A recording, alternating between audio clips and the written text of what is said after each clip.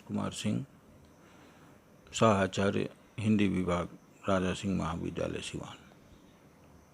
आज की व्याख्यान माला की अगली कड़ी में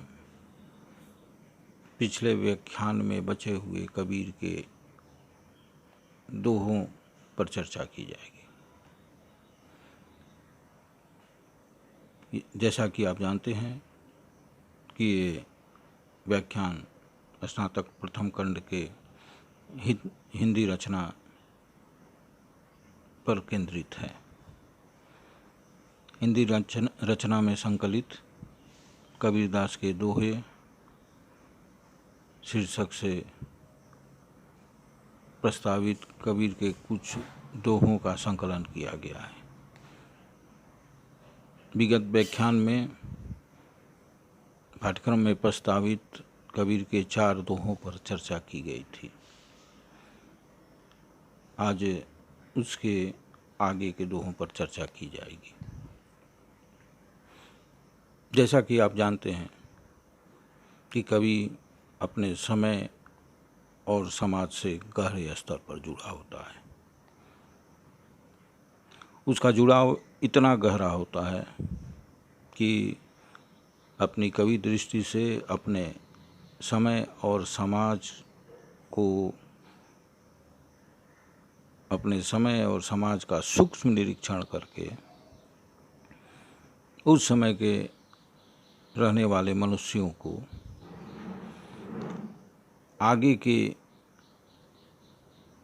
संकल्पित समाज के निर्माण के लिए तैयार करता है, प्रेरित भी करता है। विगत व्याख्यान में चर्चा की गई थी कि कोई भी कालखंड अगर सभ्यता के इतिहास को आरंभ से नज़र डाला जाए तो हम पाएंगे कि कोई भी ऐसा कालखंड हमें नहीं मिलेगा जहाँ सब कुछ ठीक हो। प्रत्येक कालखंड में परिवर्तन की संभावना रहती है। आज भी हम लोग जिस समाज में रह रहे हैं, यहाँ सब कुछ ठीक नहीं है, अभी भी परिवर्तन की संभावनाएं हैं। कवि या कलाकार जिस कालखंड में वो जी रहा होता है, वो उन परिवर्तन की संभावनाओं के लिए मनुष्यों को तैयार करता है ताकि भविष्य में बेहतर समाज स्थापित किया जा सके।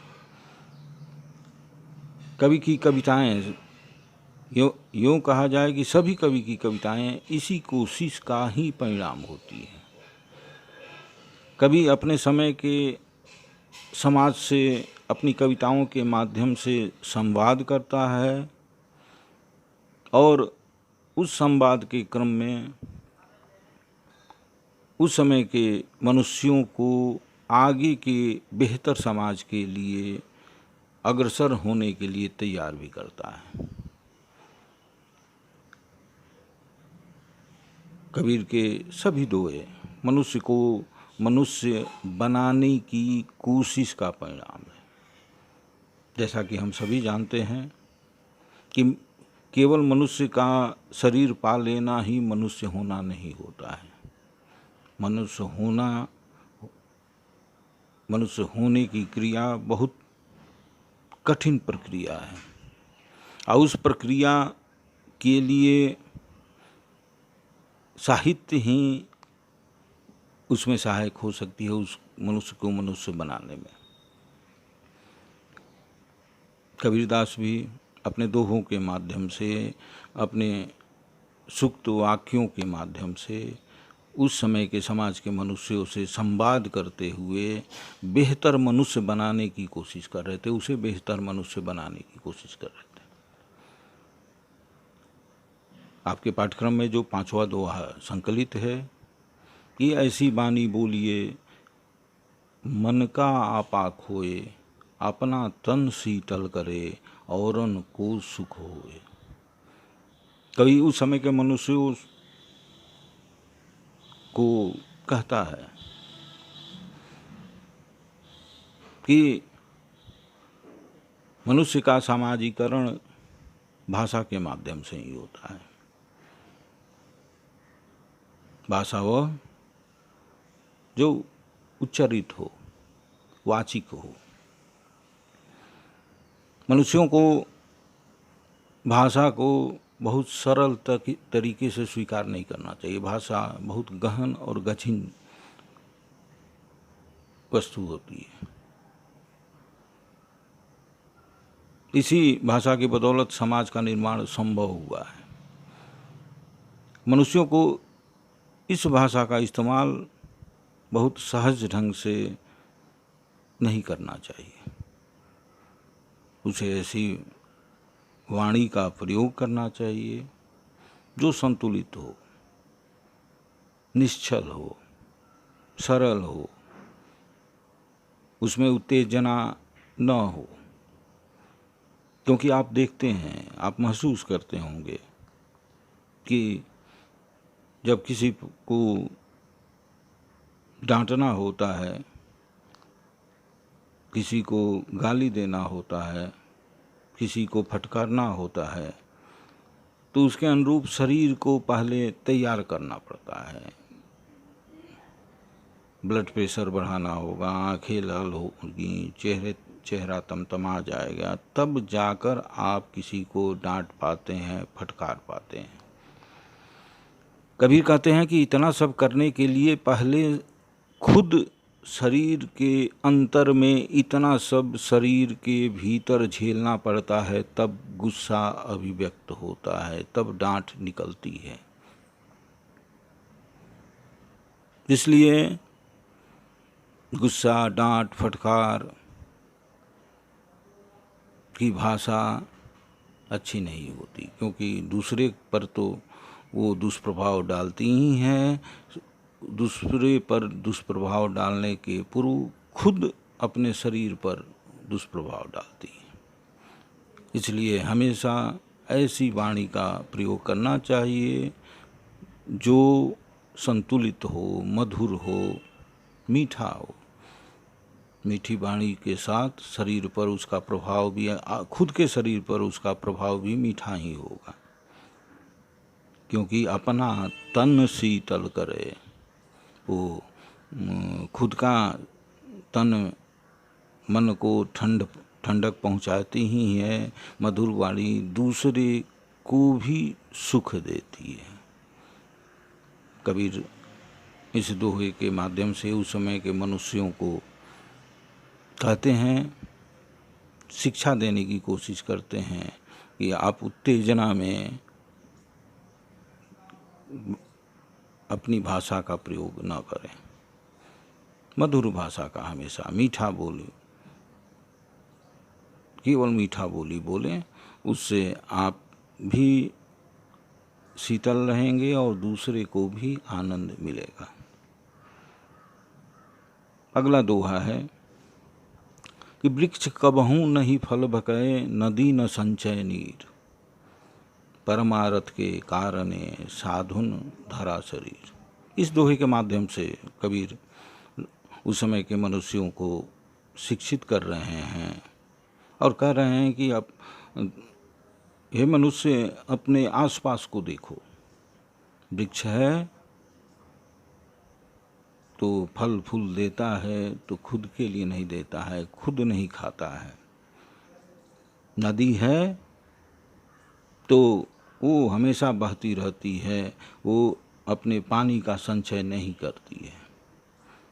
विधाता ने प्रकृति में जिन जिन चीज़ों को बनाया है, उन चीज़ों पर अगर ध्यान दें तो आप पाएंगे कि वो सब खुद के लिए नहीं करते हैं, वो दूसरे के लिए करते हैं। मनुष्य को भी बनाया है तो मनुष्य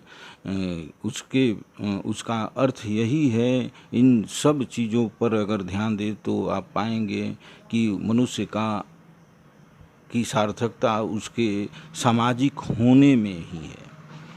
खुद के लिए केवल मनुष्य जिएगा तो मनुष्य नहीं कहा जाएगा। कबीर एक मनुष्यता की एक शर्त कर रहे हैं, वृक्ष कबहू नहीं फल बखै, नदी न संचय। वृक्ष कभी अपने फल फूल को नहीं खाता, नदी भी अपने पानी का संचय संग्रह नहीं करती।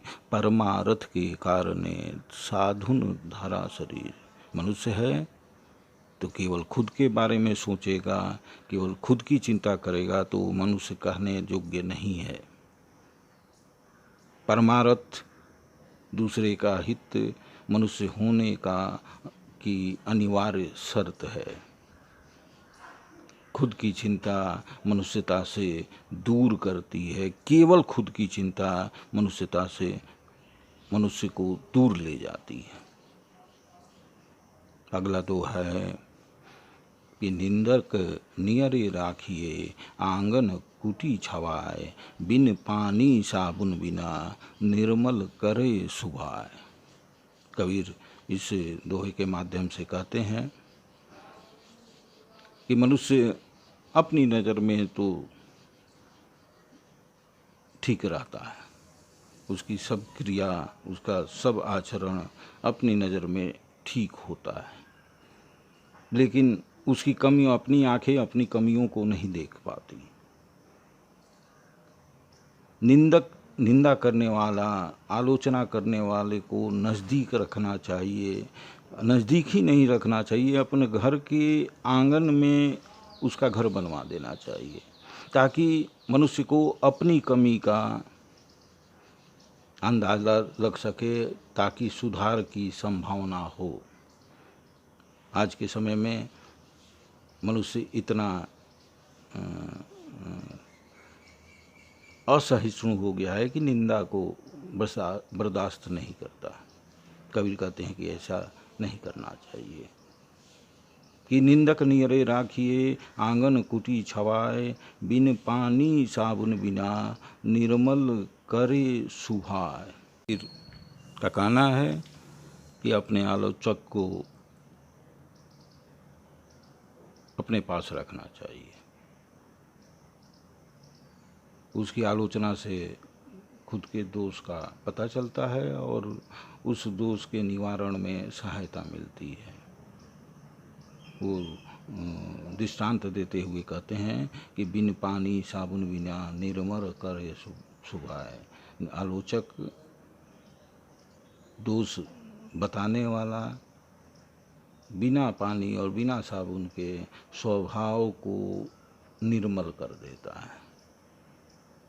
इसलिए निंदक नियरे राखिए, आंगन कुटी छवाए। बिन पानी साबुन बिना, निर्मल करे स्वभाव। अब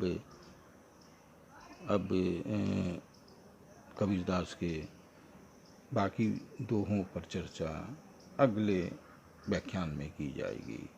धन्यवाद।